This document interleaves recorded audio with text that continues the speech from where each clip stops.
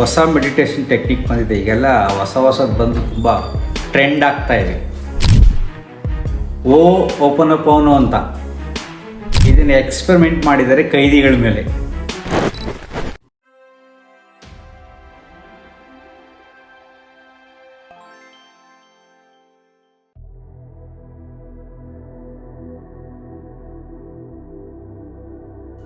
ನಮಸ್ಕಾರ ಸ್ನೇಹಿತರೆ, ನಮ್ಮ ಯೂಟ್ಯೂಬ್ ಚಾನಲಲ್ಲಿ ಕ್ವಶನ್ ಕೇಳಿದರೆ ಹೊಸ ಮೆಡಿಟೇಷನ್ ಟೆಕ್ನಿಕ್ ಬಂದಿದೆ. ಈಗೆಲ್ಲ ಹೊಸದು ಬಂದು ತುಂಬ ಟ್ರೆಂಡ್ ಆಗ್ತಾ ಇದೆ. ಓಪನೋಪೋನೋ ಅಂತ ಇದು ಹವಾಯ್ USA ಇಂದ ಬಂದಿರೋದು. ಅಲ್ಲಿ ಹವಾಯ್ನಲ್ಲಿ ಒಂದು ಜೈಲಿನಲ್ಲಿ ಒಬ್ಬರು ಡಾಕ್ಟರು ಇದನ್ನು ಎಕ್ಸ್ಪೆರಿಮೆಂಟ್ ಮಾಡಿದ್ದಾರೆ ಕೈದಿಗಳ ಮೇಲೆ. ಏನು ಸಿಂಪಲ್ ಟೆಕ್ನಿಕ್. ಈಗ ನೀವು ಯಾರೋ ಚರ್ಚ್ಗೆ ಹೋಗಿದ್ರೆ ಗೊತ್ತಾಗುತ್ತೆ, ಅಥವಾ ಹಳೆ ಸಿನಿಮಾಗಳಲ್ಲಿ ನೋಡಿದ್ರೆ ಗೊತ್ತಾಗುತ್ತೆ. ಅಲ್ಲಿ ಫಾದರ್ ಇರ್ತಾರಲ್ಲ, ಒಂದು ಬಾಕ್ಸ್, ಕನ್ಫೆಷನ್ ಬಾಕ್ಸ್ ಅಂತ ಕರಿತೀವಿ. ಆ ಬಾಕ್ಸಲ್ಲಿ ಕುಳಿತಿರ್ತಾರೆ. ಇವನು ಹೋಗಿ ತನ್ನೆಲ್ಲ ತಪ್ಪುಗಳನ್ನು ಹೇಳ್ತಾನೆ. ಅವ್ರು ಕೇಳಿಸ್ಕೊಂಡು ಸಮಾಧಾನ ಮಾಡಿ ಕೊನೆಗೆ ಜೀಸಸ್ ನಿನ್ನನ್ನು ಕ್ಷಮಿಸ್ತಾನೆ ಅಂತ ಹೇಳ್ತಾರೆ. ಮುಂದಕ್ಕೆ ಏನೇನೋ ಇರುತ್ತೆ. ದ ಸೇಮ್ ಟೆಕ್ನಿಕ್ ಹವಾಯಿನಲ್ಲಿ ಅವರು ಜೈಲಲ್ಲಿ ಉಪಯೋಗಿಸ್ತಕ್ಕಂಥದ್ದು. ಏನಪ್ಪ ಅಂದರೆ ಆ ಕೈದಿಗಳನ್ನೆಲ್ಲ ಗುಂಪು ಮಾಡಿ ಅವರಿಗೆ ಬೆಳಗ್ಗೆ ಮಧ್ಯಾಹ್ನ ಸಾಯಂಕಾಲ ಇದನ್ನು ಅಭ್ಯಾಸ ಮಾಡಿಸಿದ್ದಾರೆ. ಏನಿಲ್ಲ, ಇಟ್ಸ್ ವೆರಿ ವೆರಿ ಸಿಂಪಲ್.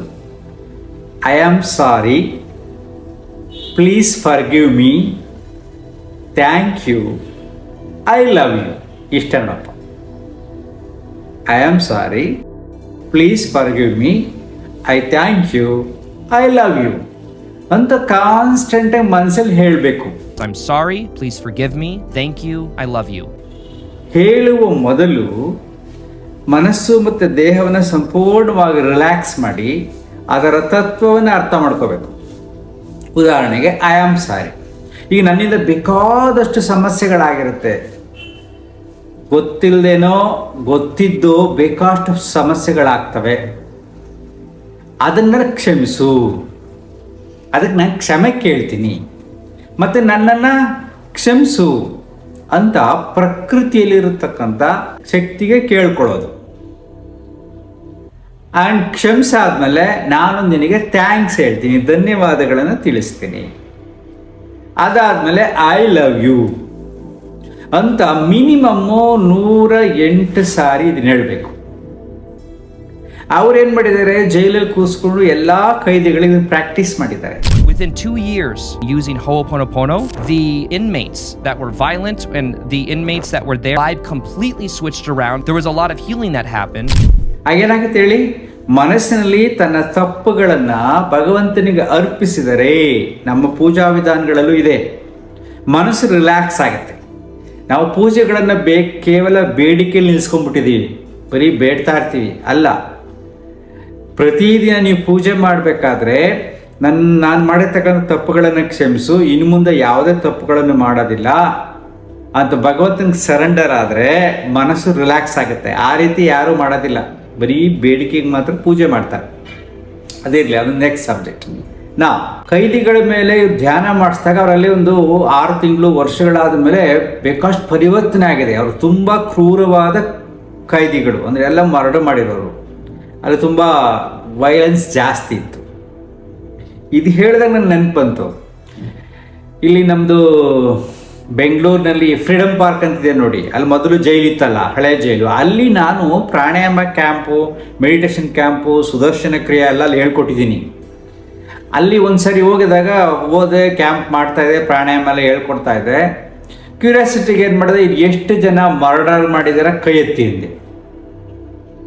ಎಲ್ಲರೂ ಕೈ ಎತ್ಬಿಟ್ರು, 100 ಜನ ಇದ್ದರು. ನನಗೆ ಆಶ್ಚರ್ಯ ಆಗ್ಬಿಡ್ತು. ಆಮೇಲೆ ಸುದರ್ಶನ ಕ್ರಿಯೆ ಮಾಡಿದ ಮೇಲೆ ಮನಸ್ಸು ತುಂಬ ರಿಲ್ಯಾಕ್ಸ್ ಆಗಿತ್ತು. ಆಗ ಒಬ್ಬನನ್ನು ಕೇಳಿದೆ, ನಿನ್ನ ಎಕ್ಸ್ಪೀರಿಯನ್ಸ್ ಹೇಳಪ್ಪ, ನೀನೇನು ತಪ್ಪು ಮಾಡಿದ್ದೀಯಾ, ಮರ್ಡರ್ ಮಾಡಿದ್ದಾನಲ್ವಾ, ನಿನಗೆ ಮನಸ್ಸಿಗೆ ಏನು ಅನಿಸುತ್ತೆ ಅಂತ. ಆಗ ಅವ್ನು ನಿಂತ್ಕೊಂಡು ಹೇಳ್ದ, ಆ ಹುಡುಗ, ನನ್ನ ತಂಗಿ ನನ್ನ ಸ್ನೇಹಿತನನ್ನೇ ಪ್ರೀತಿಸ್ತಾ ಇದ್ಲು, ನನಗಿಷ್ಟ ಆಗಲ್ಲ ಅವ್ನು ಬಡವ ಅಂತ, ಒಳ್ಳೆ ಮನೆಗೆ ಕೊಟ್ಟು ಮದುವೆ ಮಾಡಬೇಕು ಅಂತ ನಮಗೆಲ್ಲ ಆಸೆ ಇತ್ತು.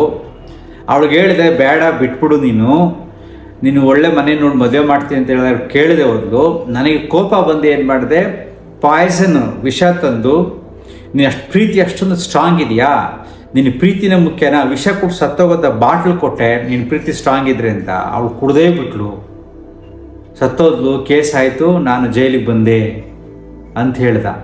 ಅವನು ರಿಯಲೈಸ್ ಆಗಿದೆ ಆಗ ನಾನು ಎಂಥ ತಪ್ಪು ಮಾಡಿದೆ ಅಂತ. ಏನು ಮಾಡೋಕ್ಕಾಗದೇ ಇದ್ದಾಗ ನೀನು ಹೇಳಬೇಕು. It's very simple. ನಿಮ್ಮನೆ ಯಾರೇ ಹೆಣ್ಮಕ್ಳಲ್ಲಿ ಏನೇ ಆಗಲಿ ಅವರಿಗೆ ಒಂದು ಸುಂದರವಾದ ಜೀವನವನ್ನು ನಿರೂಪಿಸಬೇಕು ಅಂತ ಎಲ್ಲರಿಗೂ ಕನಸಿರುತ್ತೆ. ಆ ಕನಸನ್ನು ಮೀರಿ ನಾವು ಜೀವನವನ್ನು ನಿರೂಪಿಸ್ಕೊತೀನಿ ಅಂತ ಹೋದಾಗ ನೀವು ಬಿಟ್ಬಿಡ್ಬೇಕಷ್ಟೇ. ಆಯಿತು, ಇಟ್ಸ್ ಯುವರ್ ಚಾಯ್ಸ್, ನೀನು ಹೋಗು, ನೀನು ಬದುಕು ಅಷ್ಟೇ, ನಿನಗೇನು ಲಾಸು. ಆ ಮನಸ್ಥಿತಿ ಬರಬೇಕು ಅಂದರೆ ಮೈಂಡಲ್ಲಿ ಮೆಚುರಿಟಿ ಇರಬೇಕು. ನಾನು ಸಹಾಯ ಮಾಡೋಕ್ಕೆ ಬರ್ತಾ ಇದ್ದೀನಿ, ನಿನ್ನ ಸಹಾಯ ಬೇಡ, ನಾನು ಬದುಕ್ತೀನಿ ಅಂದರೆ ನೀನು ಯಾಕೆ ತಲೆ ಕೆಡ್ಸ್ಕೊಂತೀಯ ಅಲ್ವಾ? ಈ ಮೂರ್ಖ ಬುದ್ಧಿಗಳು ಅಜ್ಞಾನದಿಂದ ಈ ರೀತಿ ಸಮಸ್ಯೆಗಳಾಗ್ತವೆ. ಓಕೆ, ನಾವು ಓಪನ್ ಅಪ್ ಮೆಡಿಟೇಷನಲ್ಲಿ ಏನು ಹೇಳ್ತಾರಪ್ಪ ಅಂದರೆ, ಈ ಪ್ರಾರ್ಥನೆಯನ್ನು ನೀನು ದಿನ ಮಾಡಿದ್ರೆ ದೇಹವನ್ನು ರಿಲ್ಯಾಕ್ಸ್ ಆಗಿ ಇಟ್ಕೊಂಡು, ಆಗ ಕಾಸ್ಮಿಕ್ ಎನರ್ಜಿ, ದೈವ ಶಕ್ತಿ ಅಂತ ಏನು ನಾವು ಕರಿತೀವೋ, ನನಗೆ ಅರಿವಿಲ್ಲದ ಒಂದು ಅದ್ಭುತವಾದ ಶಕ್ತಿ ಅಂತ ನಾವು ನಂಬ್ತೀವೋ ಅದು ನನಗೆ ಸಹಾಯ ಮಾಡುತ್ತೆ. ದಟ್ ಈಸ್ ಒನ್ ಅವ್ರು ಹೇಳೋದು. ತುಂಬ ಮಿರಾಕಲಸ್ ಮಾಡುತ್ತೆ ಅಂತಾರೆ, ಅದೆಲ್ಲ ಸುಳ್ಳು. ಏನು ಮಾಡುತ್ತೆ? ಖಂಡಿತ ಮನಸ್ಸು ರಿಲ್ಯಾಕ್ಸ್ ಆಗುತ್ತೆ, ಭಾವನೆಗಳು ತಿಳಿಯಾಗ್ತವೆ. ನಾವು ಭಾವನಾತ್ಮಕವಾಗಿ ಎಮೋಷನಲ್ ತುಂಬ ಹರ್ಟ್ ಆಗಿರ್ತೀವಿ. ಸೊ ಅದೆಲ್ಲ ಮನಸ್ಸಿಗೆ ರಿಲ್ಯಾಕ್ಸ್ ಆಗುತ್ತೆ. ರಿಲ್ಯಾಕ್ಸ್ ಆಗದ ಸಹಜವಾಗಿ ನನ್ನಲ್ಲಿ ಪಾಸಿಟಿವ್ ಎನರ್ಜಿ ಬರುತ್ತೆ, ಫೀಲ್ ಬರುತ್ತೆ, ನಾನು ನಗ್ನಾಗ್ತಾ ಇರ್ತೀವಿ, ಸಮಸ್ಯೆಗಳನ್ನು ಸ್ವೀಕಾರ ಮಾಡತಕ್ಕಂಥ ಮನೋಸ್ಥೈರ್ಯ ಬರುತ್ತೆ. ಉದಾಹರಣೆಗೆ ಅಲ್ಲಿ ಓಪನ್ ಅಪ್ ಮೆಡಿಟೇಷನಲ್ಲಿ ಏನಪ್ಪ ಹೇಳ್ತಾರೆ, ನಾನು ಸಿಂಪಲಾಗಿ ಹೇಳ್ತೇನೆ, ತುಂಬ ಇದೆ ಅದು. ಈಗ ನನಗೆ ಹೊಟ್ಟೆ ನೋವು ಬಂದಿದೆ, ಈಗ ಅದ್ರ ಬಗ್ಗೆ ಧ್ಯಾನ ಮಾಡಬೇಕು. ಹೊಟ್ಟೆ ನೋವು ಹೋಗಿಸ್ಕೊಳ್ಳೋಕ್ಕೆ ನಾನು ಮೆಡಿಟೇಷನ್ ಮಾಡಬೇಕು. ಹೇಗೆ ನಾನು ಧ್ಯಾನ ಮಾಡ್ತೀನಿ? ಕಣ್ಣು ಮುಚ್ಕೊಂಡು ಎಲ್ಲ ರಿಲ್ಯಾಕ್ಸ್ ಮಾಡಿ ಹೊಟ್ಟೆ ಕಡೆ ಗಮನ ಹರಿಸಿ, ನಾನು ಆ ಹೊಟ್ಟೆ ಏನೇನು ತಪ್ಪುಗಳನ್ನು ಮಾಡಿದೆ ಅನ್ನೋದ್ರ ಬಗ್ಗೆ ನಾನಲ್ಲಿ ಯೋಚನೆ ಮಾಡಬೇಕು.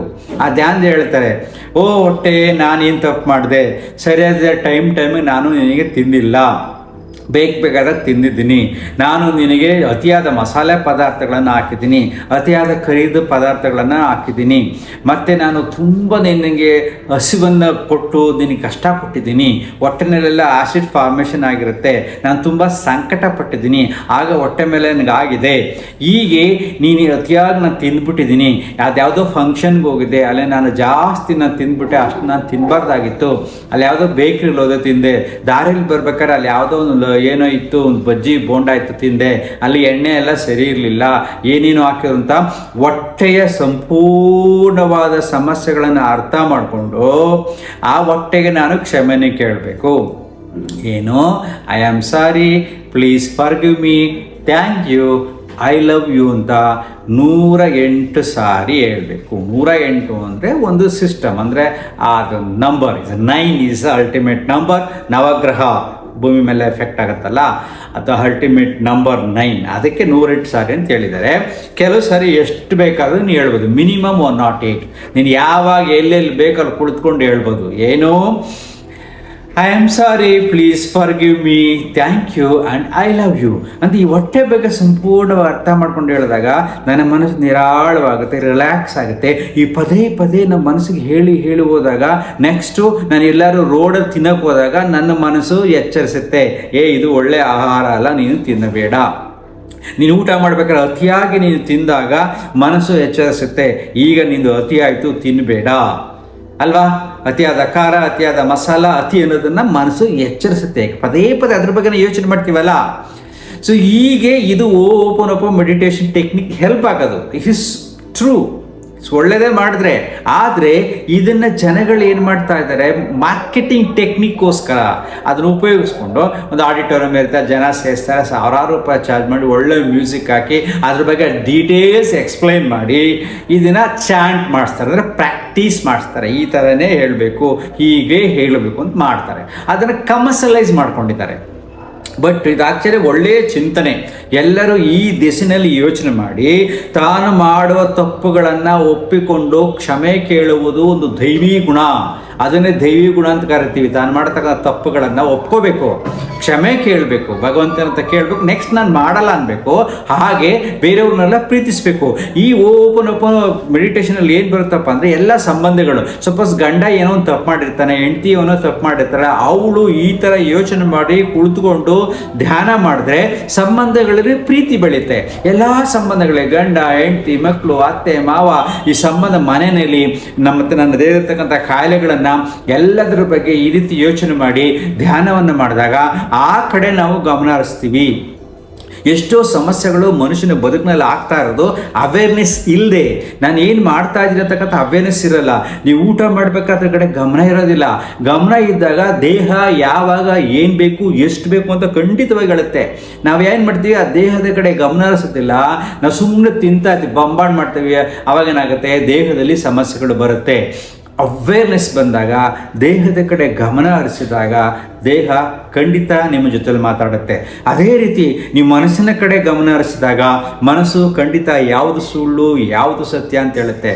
ಅದೇ ರೀತಿ ಭಾವನೆಗಳ ಕಡೆ ಗಮನ ಹರಿಸಿದಾಗ ಭಾವನೆಗಳಲ್ಲಿ ಯಾವುದು ಸತ್ಯ ಯಾವುದು ಸುಳ್ಳು, ಯಾವುದು ನನ್ನ ಕ್ಷಮಿಸಬೇಕು ಯಾವುದು ನನ್ನ ಪ್ರೀತಿಸಬೇಕು ಎಲ್ಲವೂ ನಾನು ಪ್ರೀತಿಸಬೇಕು ಅಂತ ಮನೋಭಾವ ಬೆಳೆಯುತ್ತೆ. ಈ ಥರ ಟೆಕ್ನಿಕ್ಕು ಅಲ್ಲಿ ಹವಾಯಿಂದ ಬಂದಿದೆ. ಅಂದರೆ ಅವರು ಏನು ಕನ್ಫೆಷನ್ ಮಾಡ್ಕೊಳ್ತಾರೆ ಸ್ವಲ್ಪ ಅದಷ್ಟು ಮಾಡಿಫೈ ಮಾಡಿ ಕಳಿಸಿದ್ದಾರೆ, ತಪ್ಪೇನು ಇಲ್ಲ. ಆದರೆ ಎಲ್ಲಿ ಕೆಲವರು ಏನು ಮಾಡ್ತಾರೆ, ಈ ರೀತಿಯಾದ ಟೆಕ್ನಿಕ್ಗಳನ್ನು ಸರಿಯಾಗಿ ಜನಗಳಿಗೆ ಎಲ್ಲರಿಗೂ ಒಳ್ಳೆಯದಾಗಲಿ ಅಂತ ಆರಾಮಾಗಿ ಹೇಳ್ಕೊಡಲ್ಲ. ಸಾವಿರಾರು ರೂಪಾಯಿ ಚಾರ್ಜ್ ಮಾಡೋದನ್ನ ದಂಧೆಯಾಗಿ ಮಾಡ್ತಾರೆ. ಆ ದಂಧೆಯಾಗಿ ಮಾಡಿಕೊಂಡು ಆ ವ್ಯಾಲ್ಯೂ, ಸ್ಪಿರಿಚುವಲ್ ವ್ಯಾಲ್ಯೂನ ಕಡಿಮೆ ಮಾಡಿಬಿಡ್ತಾರೆ. ಯೋಚನೆ ಮಾಡಿ ನೋಡಿ, ಎಲ್ಲ ಕಡೆ ಸ್ಪಿರಿಚುವಲ್ ವ್ಯಾಲ್ಯೂಸ್, ಆಧ್ಯಾತ್ಮಿಕ ಶಕ್ತಿ, ಆ ದೈವಿ ಶಕ್ತಿ, ಆ ಭಗವಂತನ ಶಕ್ತಿಯನ್ನು ವ್ಯಾಪಾರವಾಗಿ ಮಾಡ್ಕೋತಾರೆ. ಈಗ ರೇಖಿನಲ್ಲಿ ಹೆಂಗೆ ವ್ಯಾಪಾರ ಮಾಡ್ಕೋತಾರೆ ನೋಡಿ, ಹಣ ಚಾರ್ಜ್ ಮಾಡೋದು, ಅದನ್ನು ಹೇಳ್ಕೊಡೋದು. ರೇಖಿನಲ್ಲಿ ವ್ಯಾಪಾರ ಮಾಡ್ತಾರೆ, ಪ್ರಾಣಿ ಕಿಲಿಂಗ್ ವ್ಯಾಪಾರ ಮಾಡ್ತಾರೆ. ಇನ್ನು ದೇವಸ್ಥಾನಗಳಲ್ಲಿ ದೇವರುಗಳಲ್ಲಿ ವ್ಯಾಪಾರ ಮಾಡ್ತಾರೆ. ತುಂಬ ಪೂಜೆಗಳನ್ನು ಮಾಡಬೇಕಾದ್ರೆ ಚಾರ್ಜಸ್ ಮಾಡ್ತಾರೆ. ಅದೊಂದು ವ್ಯಾಪಾರ ಅಲ್ವಾ? ನೀನು ಪೂಜೆ ಮಾಡಬೇಕು, ಬರತಕ್ಕಂಥ ಡೊನೇಷನಲ್ಲಿ ಅದನ್ನು ಸೇವೆ ಮಾಡಬೇಕು. ಅದು ಆಧ್ಯಾತ್ಮಿಕವಾದ ಚಿಂತನೆ. ಆದರೆ ಈ ರೀತಿ ಇಷ್ಟೇ ಚಾರ್ಜ್ ಮಾಡಬೇಕು, ಹಿಂಗೆ ಮಾಡಬೇಕು, ಈ ಪೂಜೆಗೆ ಎಷ್ಟು ಈ ಪೂಜೆಗೆ ಇಷ್ಟು ಅಂತ ವ್ಯಾಪಾರ ಮನೋಭಾವನೆ ಬಂದಾಗ ಆಧ್ಯಾತ್ಮಿಕವಾದ ಚಿಂತನೆ ಕಡಿಮೆ ಆಗುತ್ತೆ. ಮನುಷ್ಯ ಹೀಗಾಗಿ ಮೃಗಾಗ್ತಾ ಇದ್ದಾನೆ. ಆ ದಿಶೆಯಲ್ಲಿ ಯೋಚನೆ ಮಾಡಿದ್ರೆ ಈ ಓಪನ್ ಅಪ್ ಏನು ಮೆಡಿಟೇಷನ್ ಇದೆಯೋ ಆ್ಯಕ್ಚುಲಿ ತುಂಬ ಸೊಗಸಾಗಿ ಸರಳವಾದ ಧ್ಯಾನ. ಅರ್ಥ ಆಯ್ತಾ? ನೀವು ಇದನ್ನು ಬೇಕಾದರೆ ಏನು ಸಾವಿರಾರು ರೂಪಾಯಿ ಕೊಟ್ಟು ಏನು ಅಲ್ಲೋಗೇನು ಕಲಿಯೋದು ಏನಿರಲ್ಲ, ಸಿಂಪಲ್ಲಾಗೆ ಯೂಟ್ಯೂಬ್ನಲ್ಲೇ ಸಿಗುತ್ತೆ. ಅದನ್ನು ಸ್ವಲ್ಪ ಒಂದು 4-5 ಎಪಿಸೋಡ್ಸ್ಗಳು ನೋಡಿ ಚೆನ್ನಾಗಿ ಅರ್ಥ ಮಾಡ್ಕೊಂಡು ಪ್ರಾಕ್ಟೀಸ್ ಮಾಡಿ. ಸರಳವಾದ ಮೆಡಿಟೇಷನ್ ಒಳ್ಳೆಯದು, ಕೆಟ್ಟದ್ದು ಅಲ್ಲವೇ ಅಲ್ಲ.